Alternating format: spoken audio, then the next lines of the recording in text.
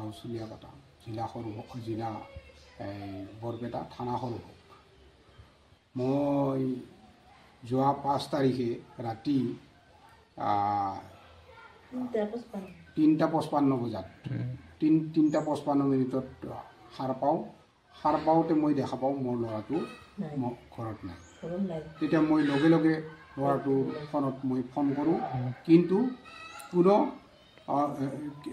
দুজন লোকে অজ্ঞাত দুজন লোকে ফোনটো ৰিচিভ কৰাৰ পিছত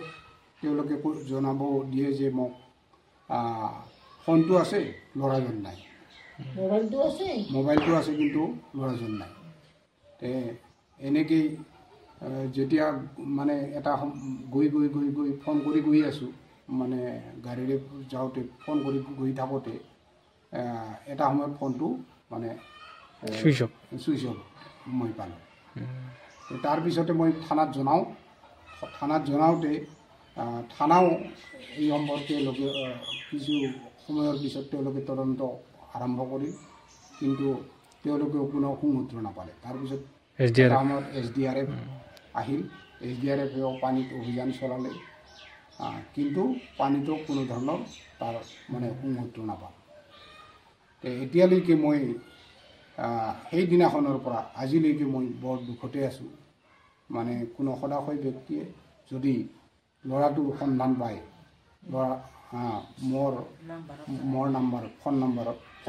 জনাব পাৰিব মোৰ ল'ৰাটো কটন বিশ্ববিদ্যালয়ত পঢ়িছিল কটন বিশ্ববিদ্যালয়ত MSc পঢ়ি আছিল প্ৰাক্তন ছাত্ৰ পদাৰ্থ বিজ্ঞানৰ ছাত্ৰ আছিল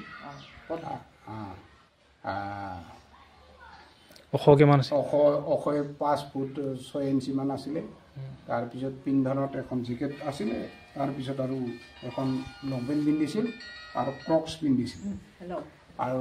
মানে চকুত চশমা পৰি থোৱা ল'ৰাটোৰ বিষয়ে মই বহুত ইতিমধ্যে খা খবৰ কৰোঁ কিন্তু আজিলৈকে তাৰ কোনো মুহূৰ্ত বিচাৰি পোৱা নাই উপযুক্ত লোকে যদি কোনো